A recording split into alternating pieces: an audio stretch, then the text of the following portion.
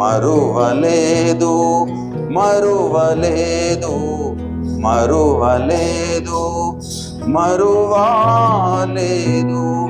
నిన్ను మరచిన మమ్ము నీవు, నిన్ను మరచిన మమ్ము నీవు మరువలేదయ్యా.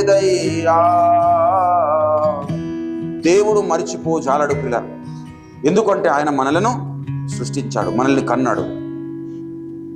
ఈ లోకములో ఉంటున్న తల్లిదండ్రులు మరిచిపోతారేమో, కానీ నిన్ను మరువను. తల్లి తన బిడ్డలను మరుచునేమో అన్నాడు, కానీ నిన్ను మరువను. యాకోబుగా ఉంటున్న నిన్ను ఇశ్రాయేలుగా చేస్తానంట.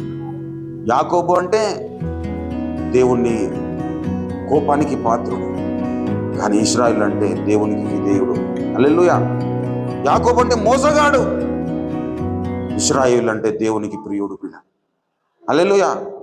యాకోబులమే మనం అందరము, కానీ దేవుడు మనల్ని తన చెక్కడపు పని మన మీద జరిగిస్తూ ఉన్నాడు. ఎందుకొరకు?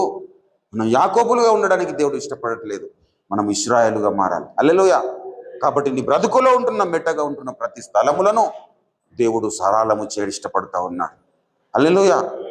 నీ జీవితంలో ఉంటున్న ప్రతి మారగా ఉంటున్న ప్రతి పరిస్థితిని చేంజ్ చేయాలనుకుంటున్నాడు. హల్లెలూయా. ఎలా? మధురముగా మార్చాలనుకుంటున్నాడు. నీ జీవితంలో ఉంటున్న కన్నీళ్లను దేవుడు నాట్యముగా మార్చాలని ఇష్టపడుతున్నాడు. అందుకే ఆయన ఏం చేస్తాడు?